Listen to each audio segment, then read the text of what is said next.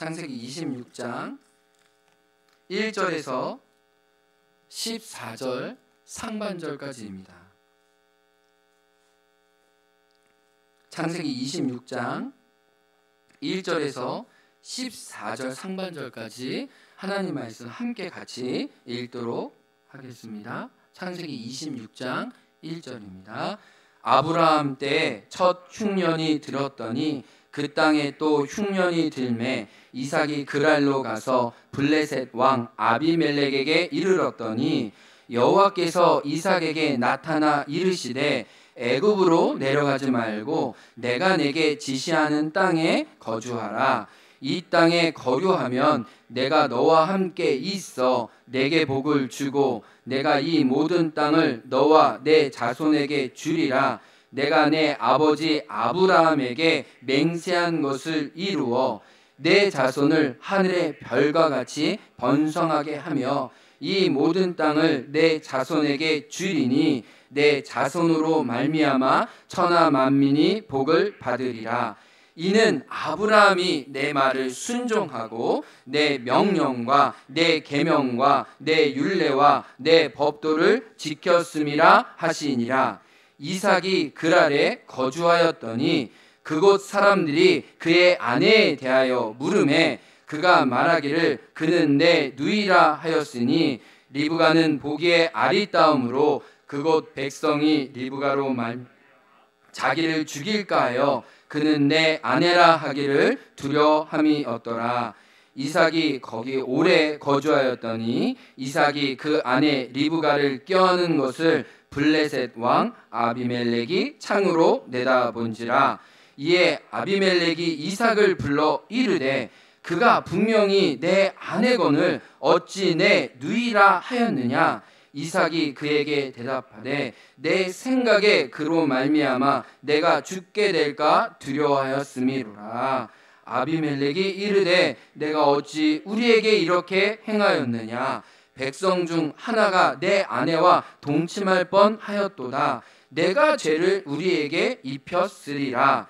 아비멜렉이 이 백성에게 명하여 이르되 이 사람이나 그의 아내를 범하는 자는 죽이리라 하였더라. 이삭이 그 땅에서 농사하여 그 해 100배나 얻었고 여호와께서 복을 주심으로 그 사람이 창대하고 완성 마침내 거부가 되어 양과 소떼를 이루고 종이 심이 많음으로. 아멘. 함께 같이 기도로 말씀 나누겠습니다. 주님, 오늘 넘어짐의 은혜라는 하나님의 말씀을 같이 나누려고 합니다. 깨닫는 지혜를, 열린 마음을 우리에게 주옵소서. 예수님 이름으로 기도합니다. 아멘. 우리 행원교회 성도님, 특별히 여자분들 길을 가다가 사람이 많은 곳에서 죄송합니다 자빠져 본 적이 있으신지요? 그때 여러분 어떤 생각이 드셨어요? 넘어져서 아프다라는 생각이 컸습니까? 아니면 죄송해요 쪽팔리니까 빨리 일어나서 아무것도 아닌 것처럼 걸어야지라고 생각했습니까? 하나님 감사합니다 이러셨어요? 권유주 집사님? 그 너무 좋은 반응이네요. 네. 그렇죠. 대부분의 경우는 넘어지면 아픈 것도 아픈 거지만 특별히 사람들 많은 서울 강남역 이런 지하철에서 한번 넘어지면은 그걸 수습하기 위해서 내 안에 새로운 힘이 일어나더라고요. 제가 한번 춘천에 닭갈비 먹으러 닭갈비 공목에 갔는데 지하차도 같은 데서 여자분이 넘어지셨는데 아이고 저 여자분 병원에 가야 되는 거 아니야 라고 할 정도로 너무 제가 볼 때는 끔찍할 정도로 진짜 너무 큰일이다 했는데 몇 초 만에 발딱 일어나시더니 아무것도 아닌 것처럼 걸어가시는 걸 보고 야 이게 넘어지는 게 초인적인 힘이 드러나는구나. 그 부끄러움과 수치심을 이기려고 하는 우리의 마음이 넘어지는 고통보다 더 크다라는 생각을 제가 해보았습니다. 오늘 말씀의 주제는 하나님의 사람인 이삭도 넘어지고 자빠졌다는 거예요. 그런데 하나님 그 이삭을 조금씩 회복하시면서 다시 일어나 믿음의 여정을 걷게 하신다는 이야기입니다. 오늘 우리가 이삭을 통해 우리의 넘어짐과 우리의 자빠짐에도 불구하고 동일하게 우리를 일으켜 세워주시는 그 하나님을 만나고 누려가기를 간절히 소망합니다. 그렇다면은 오늘 첫 번째로 우리가 언제 어느 때 어느 지점에서 넘어지는지를 살펴볼 필요가 있어요. 첫 번째는 이것입니다. 우리가 따라해 볼까요? 하나님의 지혜를 구하기보다 사람의 판단을 신뢰할 때 넘어진다. 다른 말로 하면 하나님의 말씀보다 내가 가지고 있는 정보가 더 올바르다고 생각할 때 우리는 첫 번째로 넘어져요.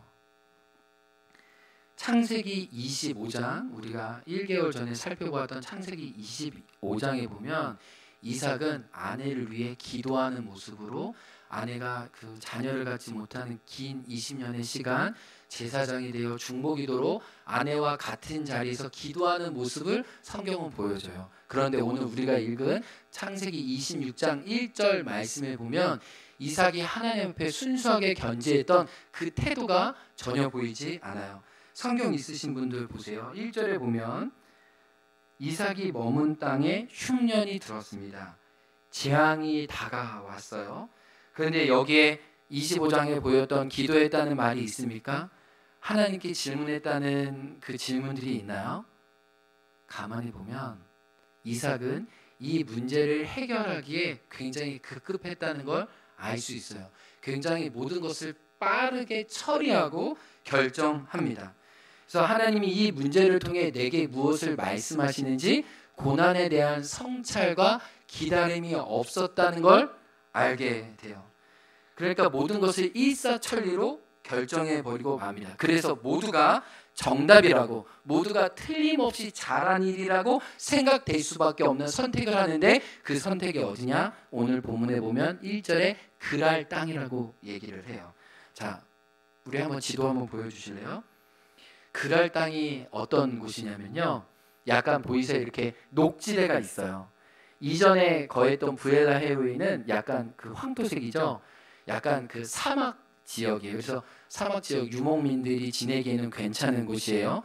근데 거기서 흉년이 든 다음에 어디로 올라가냐면 보면 그랄 땅으로 올라갔어요. 그랄 땅에 약간 녹지대가 있는 걸 보이시죠? 그런데 더 중요한 이유가 있어요.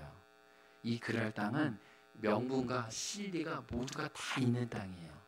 그러니까 실제로 인간적인 생각으로는 아주 가장 베스트 오브 베스트의 선택인 거예요. 왜 그러냐면 애굽으로 가려면 사막이기 때문에 아래로 내려갈 수가 없거든요.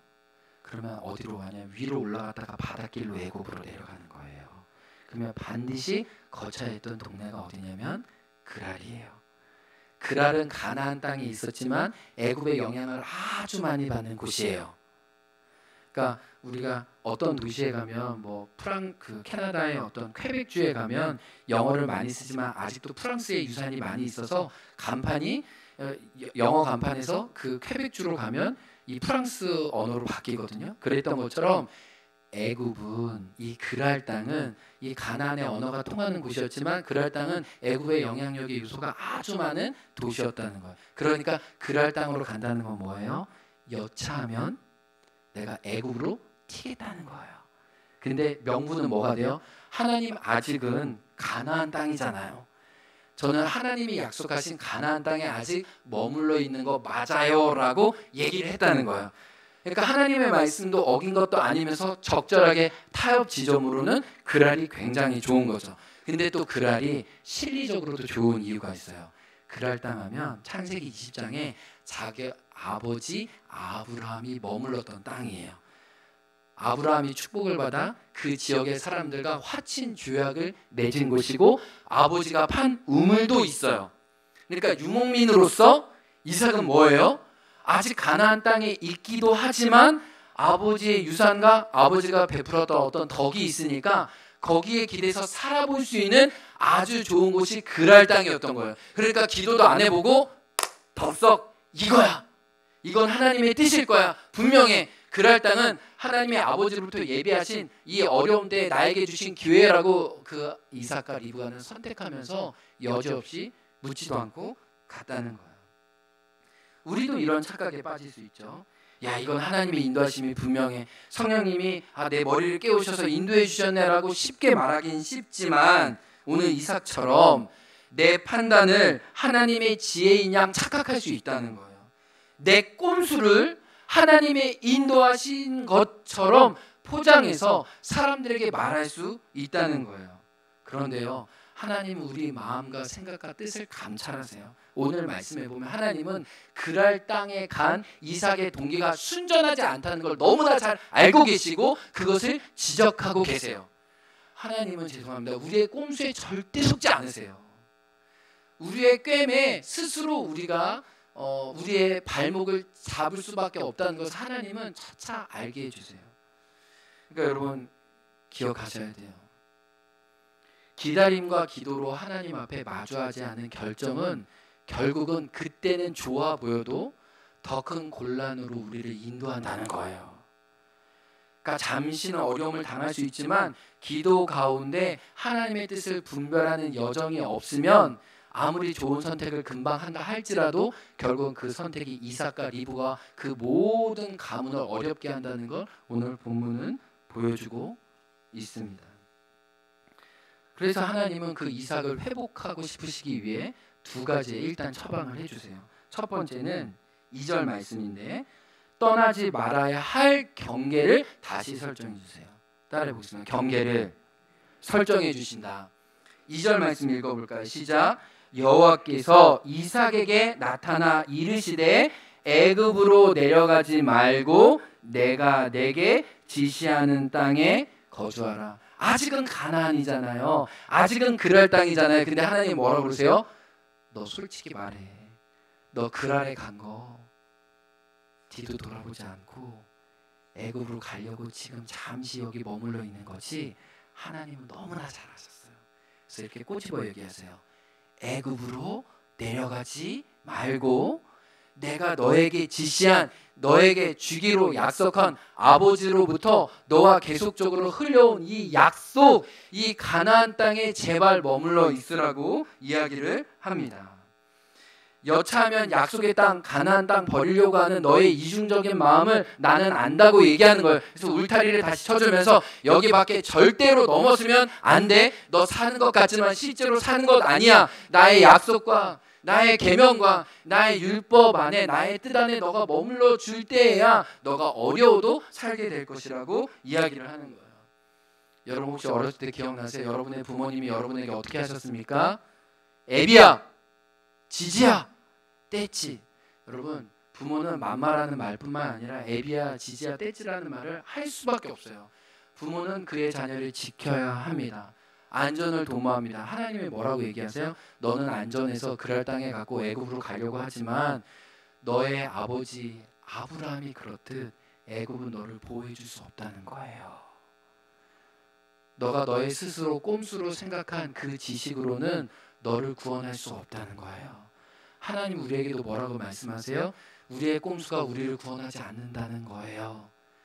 사람들의 말을 듣고 하나님 앞에 분별하지 않는 우리의 결정들이 결국은 우리를 올가맬 수 있다는 거예요. 여러분 그러면서 어떤 선택과 결정할 때 하나님 우리에게 뭐라고 얘기하는 거예요? 하나님이 말씀해 주신 그 울타리와 경계를 절대로 넘어가지 말라는 거예요. 여러분이 어떤 결정을 할 때, 어떤 판단을 할 때 여러분이 하나님과 더 가까워지는 선택을 하세요? 아니면 하나님과 더 멀어지는 선택을 하세요? 여러분이 어떤 직장을 잡을 때 주의를 지킬 수 있는 직장과 주의를 지키지 못하는 직장이 있다면 여러분은 어떤 선택을 하세요? 여러분 기도할 수 있는 곳과 아니면 기도는 못하는데 더 많은 돈을 벌 수 있는 선택의 여지가 있다면 여러분 어떤 선택을 하세요? 하나님이 이 돈을 많이 벌 수 있는 기회를 열어주셨다고 당연히 선택할 수 있죠. 그게 세상적으로는 맞을 수 있다는 거예요. 근데 하나님은 내가 너에게 약속한 그 경계와 울타리를 벗어나지 않을 것을 우리에게 계속적으로 말씀하시는 거예요. 우리의 소유도 마찬가지입니다. 우리의 시간도 마찬가지예요. 우리의 주님께 드리는 예물도 마찬가지예요. 주님께 드리기로 결정된 것을 구별해서 하나님께 드릴 때 결국은 거기서부터 우리의 안전과 하나님의 인도하심이 있는 거지, 그 울타리를 밖에 나가서 에비야 지자의 경고에도 불구하고 애굽으로 갈 때 하나님이 심각한 재앙을 맞을 것을 이야기하시는 거예요. 하나님은 경계를 둘러주세요. 두 번째는 아브라함이 이삭이 잊고 있었던 약속을 다시 상기시켜 주세요.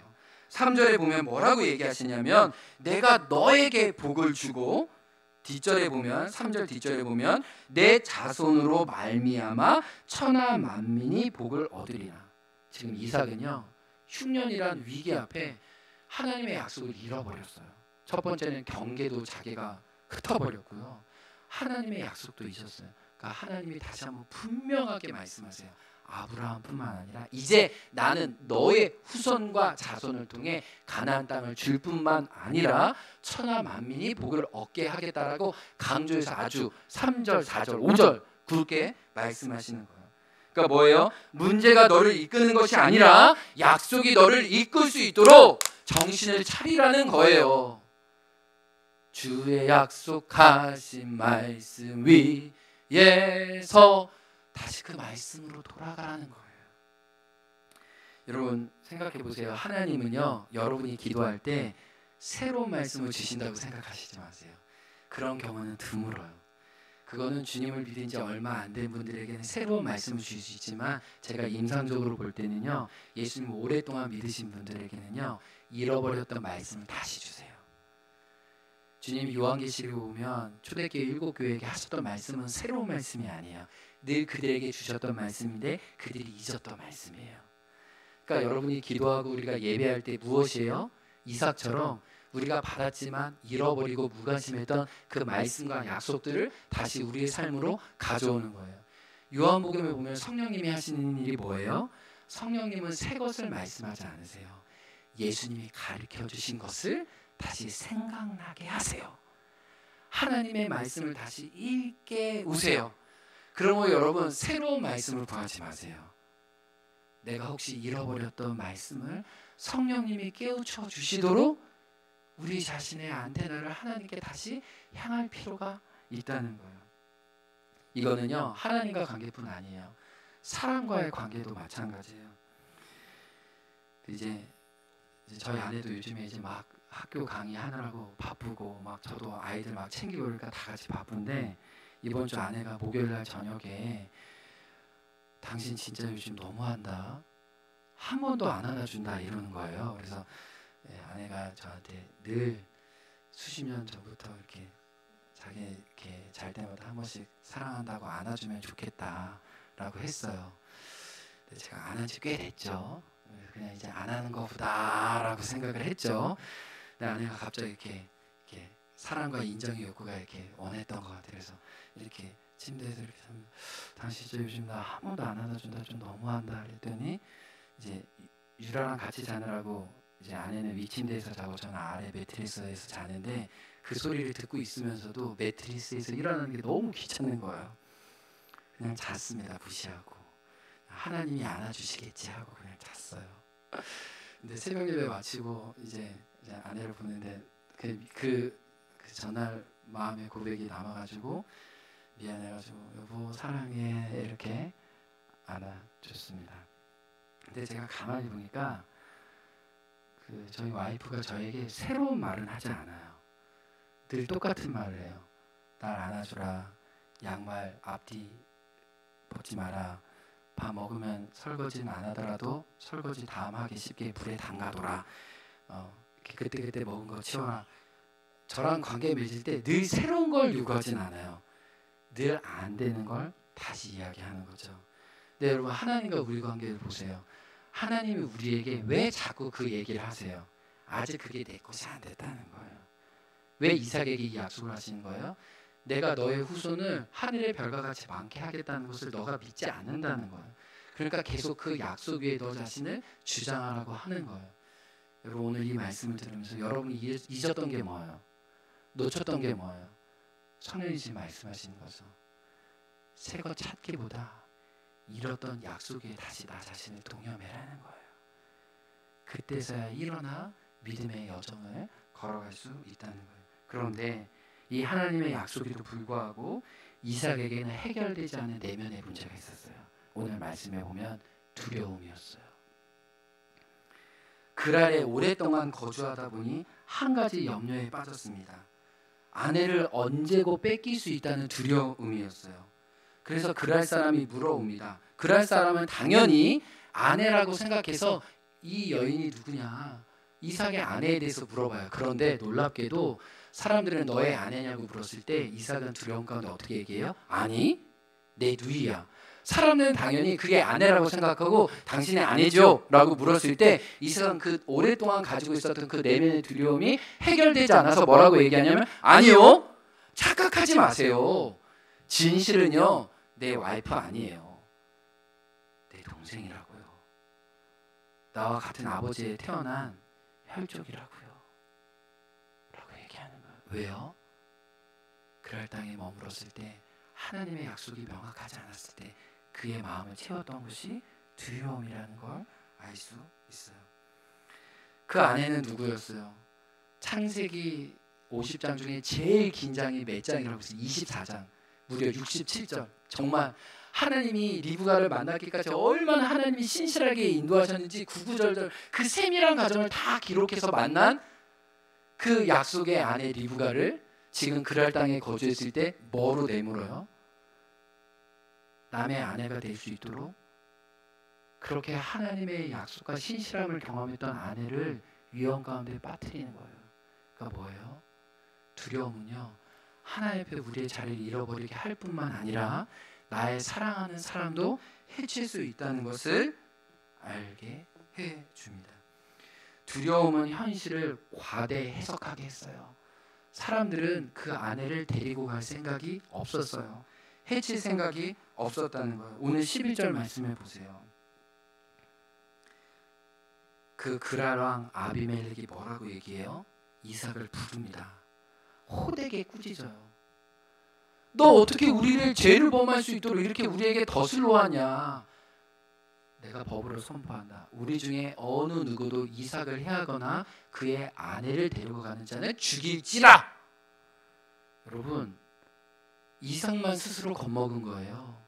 하나님은 이 그랄 땅의 사람들을 붙잡고 계셨어요. 지키고 계셨어요.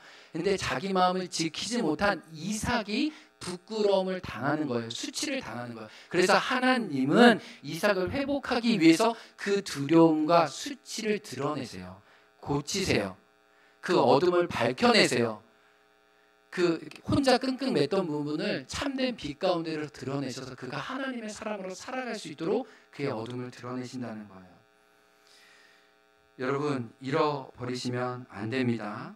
하나님은 우리의 치료를 위해서 우리의 어둠을 사람들을 통해 밝혀내신다는 거예요. 사랑하는 성도 여러분, 기억하세요. 여러분이 회개하고 여러분이 하나님께 자백하지 않으면 하나님은 하나님을 알지 못하는 사람들을 통해서라도 우리의 허물과 죄를 들춰내신다는 거예요. 제가 이걸 깨닫고 진짜 내가 결심하게 됐어요. 하나님, 저 빨리 자복할게요. 왜냐하면 제가 자복하고 하나님께 두 손 드는 게 낫지, 하나님을 알지 못하고 경외하지도 않은 이 그라랑 아비멜렉을 통해 나의 부끄러움이 온 천하에 드러나는 것보다 내가 하나님께 자백하는 게 낫다는 거예요. 여러분, 혹시 이런 마음 있지 않으세요? 하나님, 내가 말 안 하니까 모르고 계시겠지. 나의 어둠과 거짓을 그냥 하나님 이렇게 넘어가시나 보다 싶죠. 하나님이 진짜 사랑하시면요, 여러분의 어둠과 불의를 고치시기 원하세요. 하나님 어떻게 해요?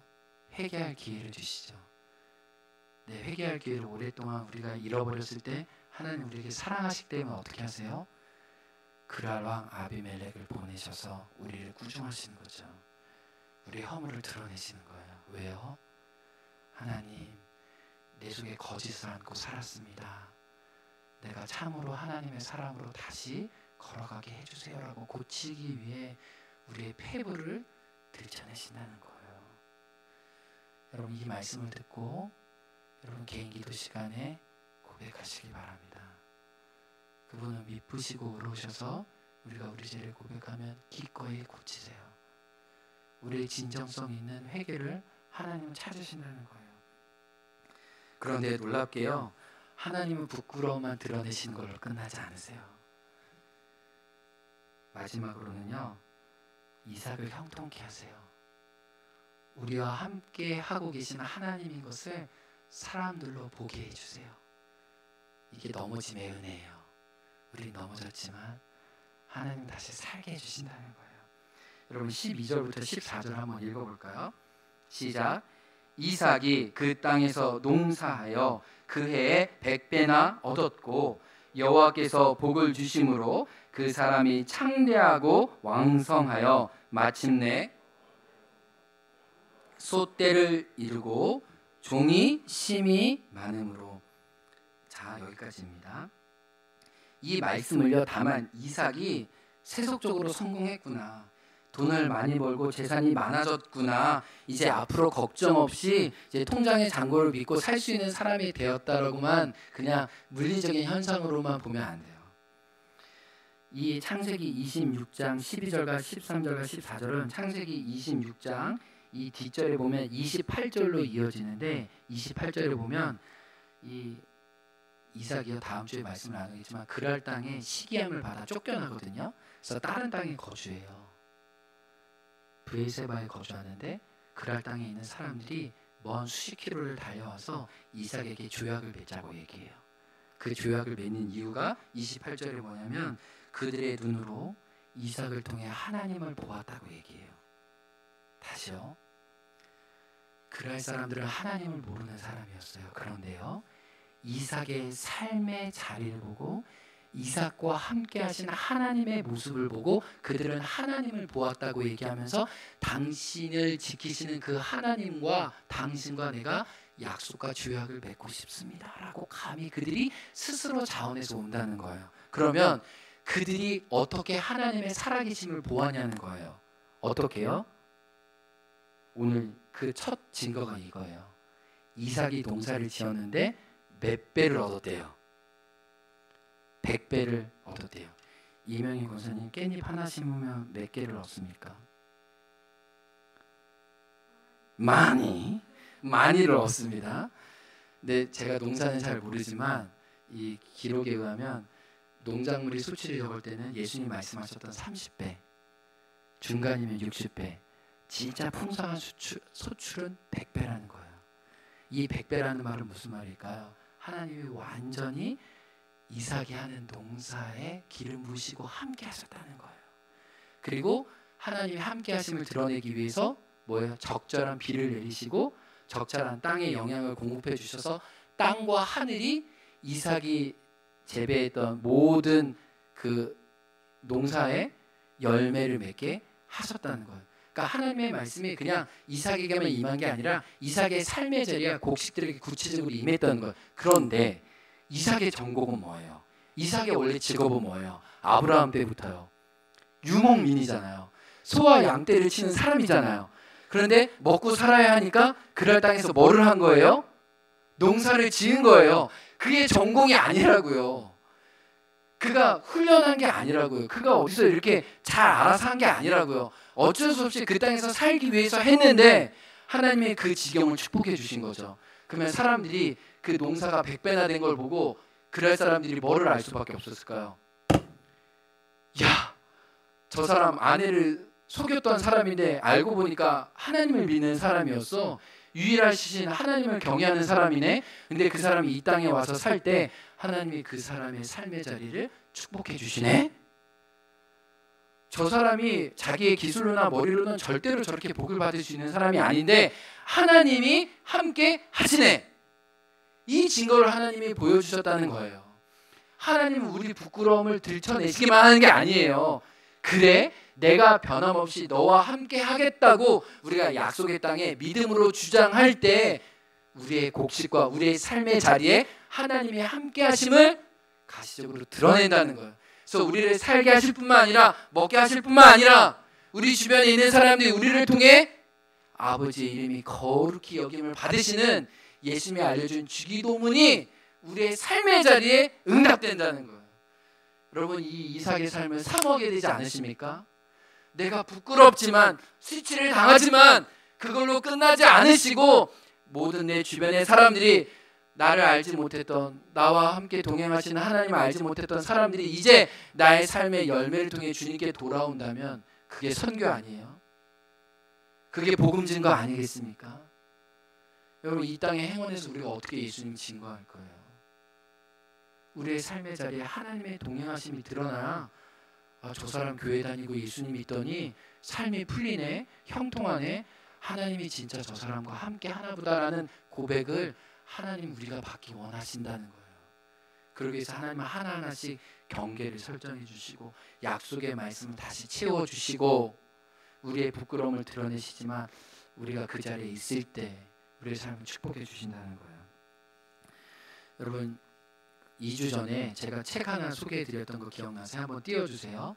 하형록 회장님이 지으신 페이버, 이웃사랑의 복음을 실천해서 자기가 심장 이식을 받아야 되는데 정말 내일이면 죽어갈 그 여인을 위해서 자기 심장을 이식했던 그 하영록 회장님의 고백이 이 페이버라는 책이에요. 근데 이분이 이 페이버라는 책을 내기 전에 P31이라고 잠언 31장의 하나님의 말씀을 통해서 기업을 운영해서 정말 이 빌라델피아와 이쪽 지역에 정말 누구나 가고 싶었던 건축 회사가 되는 이 간증의 기록을 이 고백한 책이에요. 그래서 제가 페이버 책을 읽고 너무나 감동을 받아서 P31이라는 책을 읽었는데 이 책을 통해서 정말 제가 하나님을 경외하는 그 삶의 원리가 일반 직장과 회사에서도 그대로 보편적으로 정말 증거되는구나라는 걸 다시 한번 깨닫게 됐어요. 그래서 모든 진리는 하나님의 진리인 것을 다시 알게 됐어요.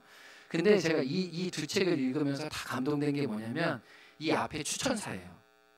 이 추천사에 누가 있냐? 이 하영록 회장님을 치료해줬던 심장병 의사가 있는 거예요.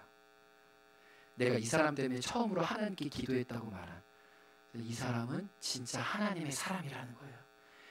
내가 이 사람을 통해 내가 유대인이지만 하나님께 기도하게 됐다는 거예요. 놀라운 건 직장의 동료들이 아랫사람들이 회장님을 정말 존경한다고, 하나님의 말씀에 따라 이 기업이 이렇게 세워지는 것이 너무 감사하다라고. 여러분 이 직장 동료가 추천인을 쓰기가, 부하 직원이 이 쓰기가 쉽지 않아요. 왜냐하면 회장의 모습을 다 보기 때문이에요. 근데 놀라운 거는요, 딸이 했던 말이 기억이 나요. 아버지는요 직장과 가정과 개인의 삶과 모든 삶이 다 하나가 되어서 분리되지 않았습니다. 우리는 그가 하는 말이 그가 하는 행동과 다르지 않다는 걸 압니다. 제가 솔직히 여기서 감동받았어요. 하나님이 함께 하신다는 거예요. 하나님이 지키신다는 거예요. 하나님의 말씀을 주장할 때 하나님의 말씀으로 우리를 흥하게 하신다는 걸, 하나님의 선교를 할 수 있도록 우리를 높여주신다는 거예요. 그게 우리의 자랑이 아니라 하나님의 자랑이 될 수 있도록요. 이제 말씀을 마치겠습니다. 제가 이 말씀을 준비하면서 여러분과 꼭 같이 부르고 싶었던 찬양이 있었어요. 주님 손잡고 일어서세요 라는 찬양인데, 이삭에게 다가오셨던 하나님이 이 찬양을 통해 오늘 여전히 우리에게 다가오신다고 믿기 때문이에요. 우리 같이 찬양하면서 우리 들었던 말씀으로 하나님께 다시 반응하기 원합니다. 왜 나만 겪는 고난이라고 불평하지 마세요.